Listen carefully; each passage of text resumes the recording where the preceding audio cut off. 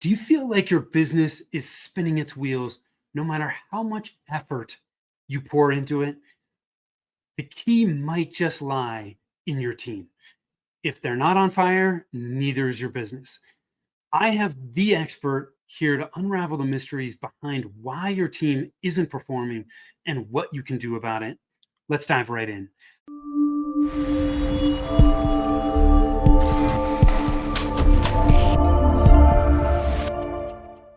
Hi, I am Tim Fitzpatrick with Rialto Marketing, where we believe you must remove your revenue roadblocks to accelerate growth, and marketing shouldn't be difficult.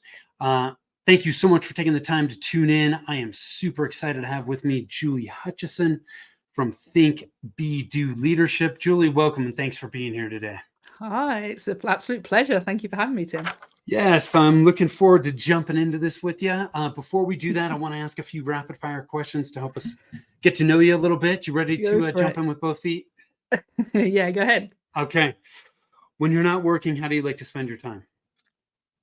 I've got two beautiful kids and a husband, so I'm mainly with my family, cooking probably, and just talking, chatting, and having a good time.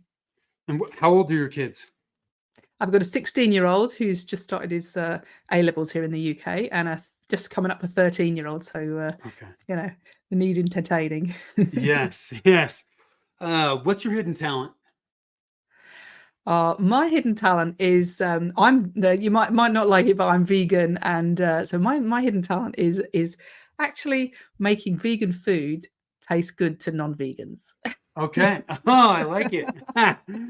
Okay. I'm gonna go down a little a separate path here, just to share a story about this because I bought Impossible burger patties at Costco, right? They were there. I saw them. I'm like, I'm just going to try these things. Just going to give them a go. Yeah. So I bought them. My two girls were with me and I was like, I'm not going to tell them. I'm just going to say, hey, we're making burgers. What's going on? Mm-hmm. I make burgers. They had all the fixings, everything. And I was like, what do you guys think? How do you like it? Oh my God, this is the best burger we've ever had. This is amazing. And then when they were completely done, I was like, that wasn't meat. And they're like, what? My youngest was kind of like, what? And I said, I didn't tell you on purpose. So vegan food can be good for if we're open-minded about it, right? Exactly. Yeah. Yeah. What's the best piece of advice you've ever been given? The best piece of advice is stop worrying about what people think and be honest and open about your views, and just say what you really mean. I think that's the best piece of advice. Not to worry. I'll tell you, that is something many of us never get to. And as business owners, we're far better off. The faster we can get to that place, the far better off we're going to be. Yeah. I was told once, you're very externally validated. And it was a long time ago. And at first I thought, I don't know what they're talking about. And then it came to my realization that I was worrying and waiting for other people to give me permission.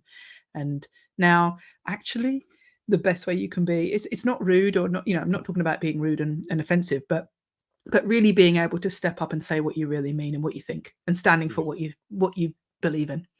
Really important. Yeah, to me too, it's also not letting people stop you from getting where you want to go. Right? There's so many people that hears somebody say something and it just stops them in their tracks. And exactly. Yeah. It's just never a good place to be. Other than being vegan, what's one thing about you that surprises people? Generally, they take a step back, then I tell them that I was 16 years a police officer. In this role now, in my business now, that's not what they're expecting. So 16 years as a police officer, and then you transitioned. Yeah, there's a reason, there's a kind of pathway, I suppose. But Yeah. then there's some stuff before it that makes it even more relevant. But yeah, absolutely. Because do you know what, Tim? As a police officer, I was good, but I couldn't run very fast. And so if I if I wanted to arrest somebody, then I had to talk a good job. I Yeah. had to build relationships in minutes and get people to do what I wanted them to do in seconds. So it was important to me to learn about people, about what makes people tick, what motivates people, what makes people want to be part of what you're doing, even if it meant that you had to arrest them. So, in the absence of being able to run that fast, I really needed to get good at that. So, that's kind of how I got here. But it's surprising to some. What does success mean to you? Success means being able to do the things that you love, not being a slave to your business or to somebody else's business as well. But having the time and the energy and the enjoyment of life. So, yes, it might be I want X amount of money, or I want, to achieve a certain goal, but actually really it's about what am I going to do with it? And that to me is about having that time to spend with my family and the people that I love. Where's your happy place?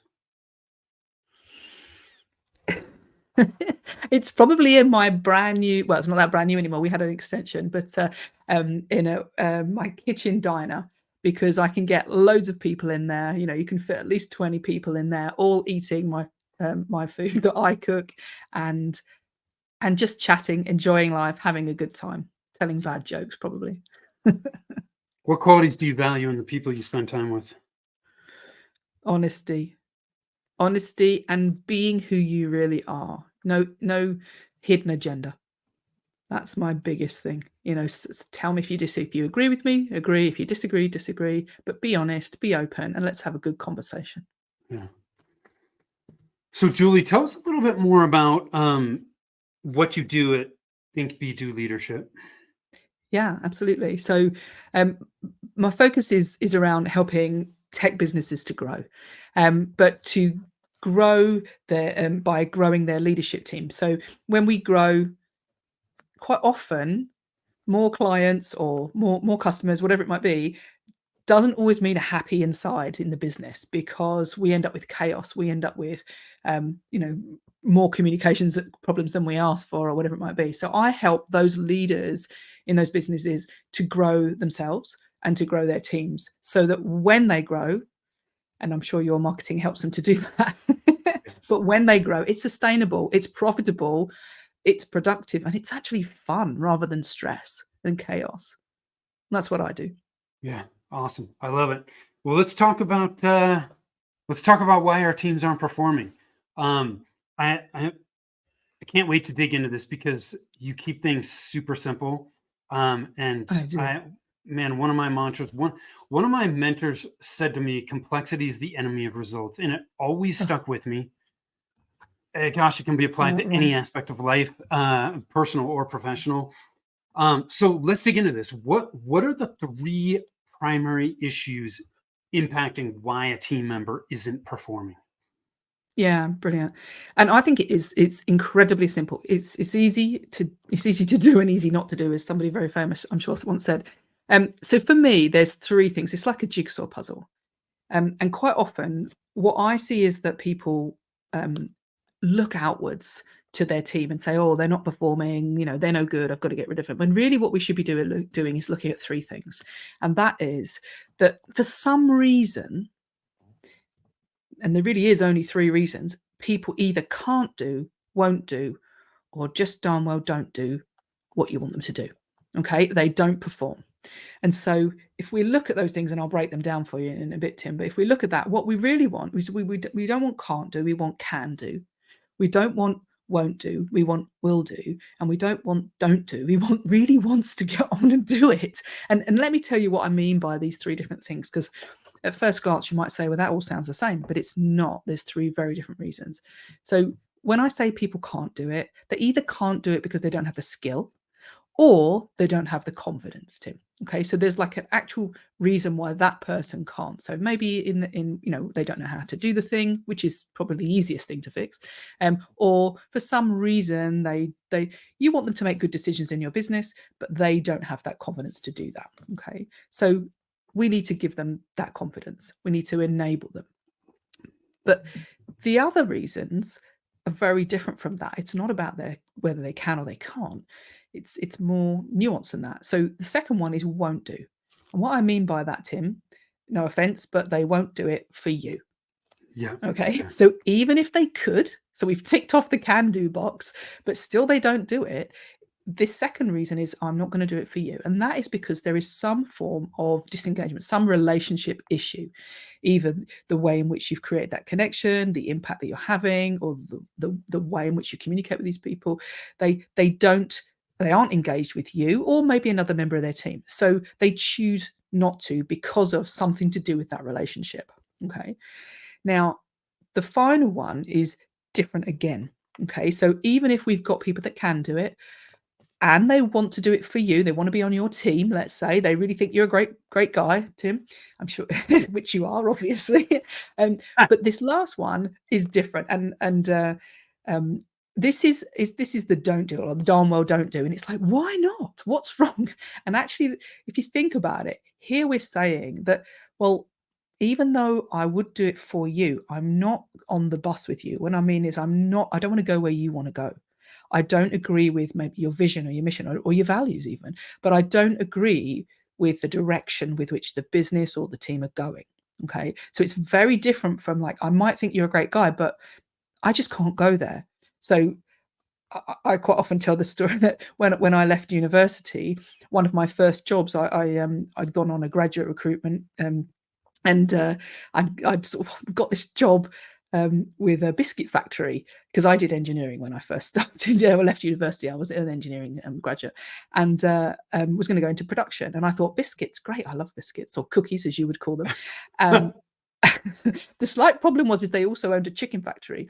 And as I've just said to you, I don't eat meat anyway. So my first role was going to be not in the cookies, but in the chicken factory.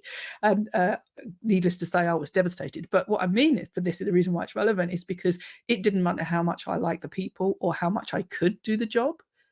I was never going to work in that chicken factory. Okay. So here, what I'm talking about are these three different reasons why people won't do, for one of these reasons, why you want what you want them to do. And actually, quite often when we're looking at them, we think, oh, they just don't do it. Like, what's the problem? When really, if we understood the jigsaw puzzle underneath, we could work out very simply, which one of those three is it? What do I, as the leader, need to do so that they want to, they can do it, they want to do it, and they will do it? Because they're on the bus, they're coming with us, they really want to be going where we're going, and we've told them about it. Obviously, that's another problem we have. They want to go where we're going, they want to go with us, and we've given them the confidence and capability to be able to do it. So we create enabled, engaged, and excited people, and they can make confident decisions.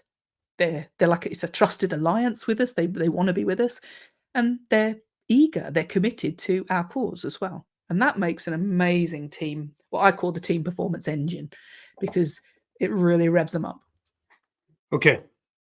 This is awesome stuff. I want to just summarize this really quickly. So three primary issues impacting our team's performance. One, can't do, right? They don't have the skills or the confidence.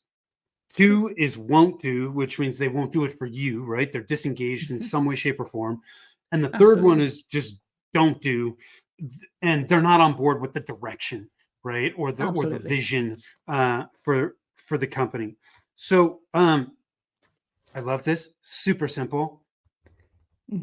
Now that we know these, how can we effectively address each of these issues? And I think I know where some of these are going to go. I'm really curious to see what you say. Well, I hope they go in the same direction. Yeah. Sure. So So let's start with the first one, can't do. We want it to be can do, yeah? So what do we mean by can do? Well, we want them to be able to do the thing and to make good decisions as well, because it's got to be in the context of where you're trying to get to, okay? So they're all linked. So here, what I'm saying is that, well, yeah, let's give them the skill. Pretty obvious. Let's get them trained or whatever it might be, but that's not the main bit. But we want to give them independence and the ability to grow. So we need to make sure that they are coached rather than just thrown in at the deep end. We need to make sure that they're clear on exactly what it is that they need to do, so that when they're looking at what they do, it's a bit like baking a cake.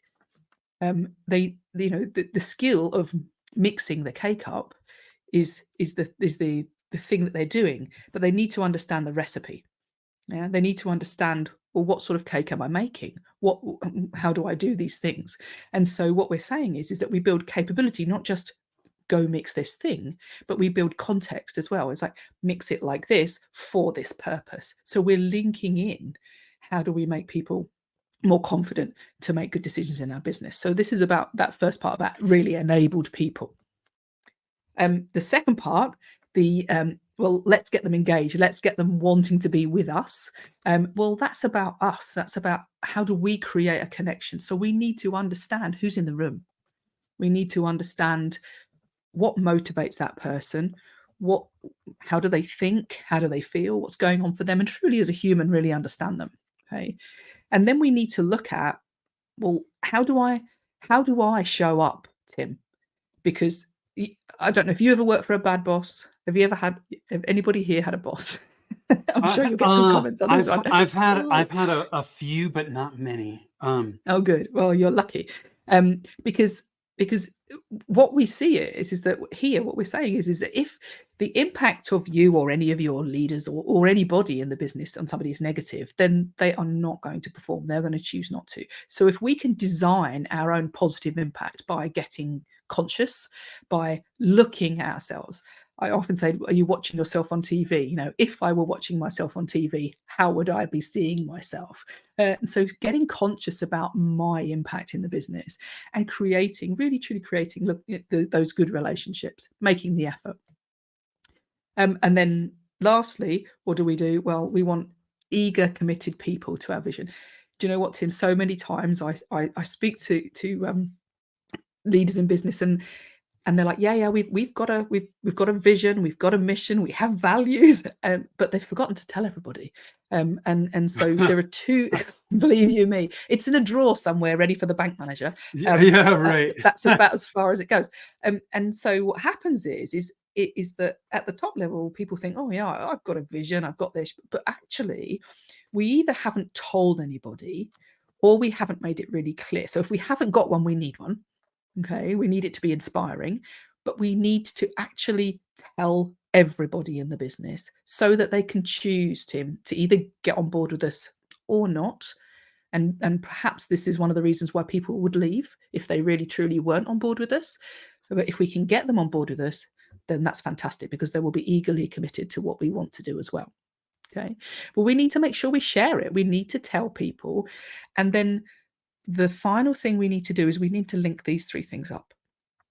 So I said before about making a cake. If I'm the, I don't know, mixer of the sugar and the butter, I need to know what the cake looks like. I need to know what's that big vision. I need to know if it is a 3-tier chocolate cake or a 1-tier, I don't know, Victoria sponge or whatever it might be. I need to see the big picture so that I know in context, how do I work towards that? If I'm working in your business, how do I work towards that? Because what chance have I got? If I've got all the skill, I can do, but I don't know where you're going, I can only go where I think you want to go. And that could very easily be the wrong way. So when we define that vision and explain it to people and talk about it and make it part of our normal conversation and everybody's clear, then when everybody's capable and they're engaged, then those three things align. So it means that people come to work knowing what they need to do to help the business achieve. I call it, knowing how to make the boat go faster. And they want to do that. So they come pretty happy, pretty productive, and they're going fast in the right direction, not any old direction that they think they might be going in. Yeah.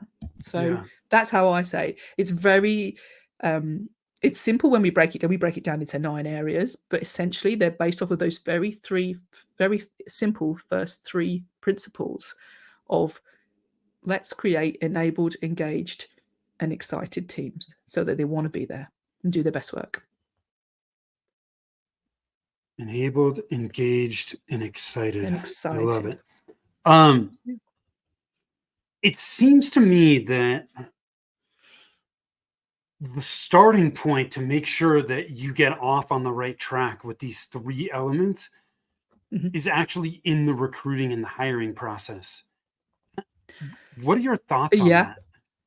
that? I think that's very, very important because you want somebody who has the same. If we were to look at that vision and values, and I said to you, didn't I, that just now, I said this is where people could leave, or you might want them to leave. You Yeah. might kick them out because we can teach skill. Okay, so they actually the enabled part is easy. You know, the can do is easy because we can teach people. But what we can't do is to make sure that we have the right kind of person, the person who has the same values as us, who would Yes. agree. No, don't employ me in your chicken factory, as you know we said before. Yeah. It's like find out what somebody believes in, find out what they're about before you employ them. So yeah, okay, you've got some team members now. You're going to have to check that out, make sure you get to know people. But yeah, absolutely, in the recruiting process, imagine if you are recruiting against the values that you hold, against the values of the business, and goodness, let's tell them about the vision for the business and see what their reaction is. Let's see that they would Yeah. want to be part of that. And also, let's look at how they're engaged. Well, let's look at how we behave and we show up in the interview, because it's as much as an interview for them as it is for us, in Yeah. terms of, you know, it's two-way. So if we can manage to, yeah, you want people to have some experience or some skill or whatever it is, of course, but that's actually easy to build.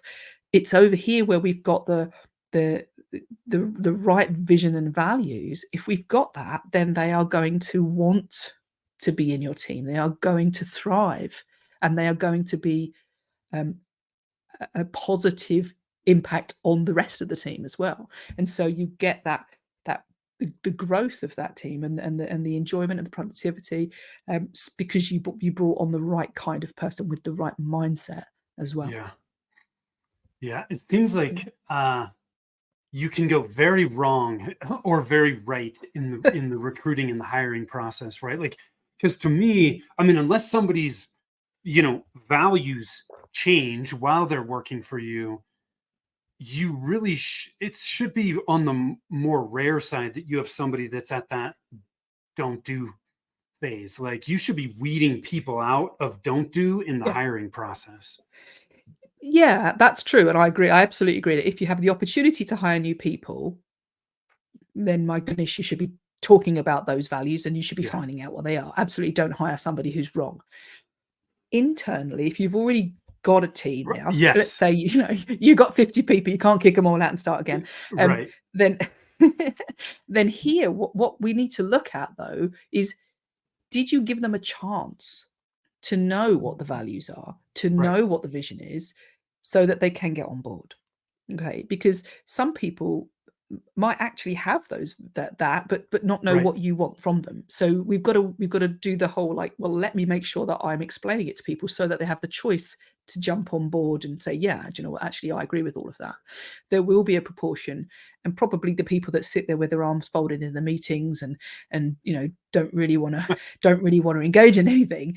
When you start to talk about this in your business with your current team, say for example you've not really done this before, and then you start saying, actually, do you know what, this is what we're all about, you will start to see who isn't on board. You will really start to see, that's why Bob really irritates me, or that's Right. why we're having problems here, because actually fundamentally Bob doesn't want to be here.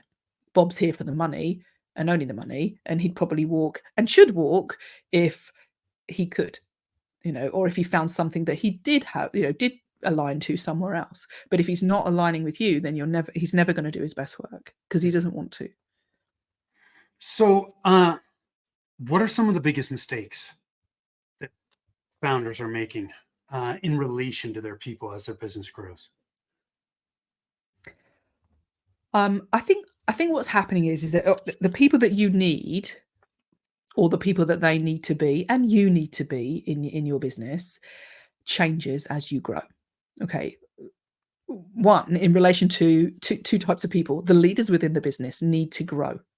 Okay. So we need to get them thinking about this impact, how they share, who they are. Okay. So that's one massive thing that I think that quite often we don't realize, because possibly it's been a small company, they've kind of got into that leadership position, by just being in the right place at the right time, let's say. Yeah. So we need to grow those people. And so the biggest mistake is thinking that everybody else is the problem. That's my biggest thing. What we need to do about that is we need to educate and help implement, because education is no good, not actually implementing. So you need to implement a new way of thinking, a new way of being, that aligns with the level of growth of your business. That's number one.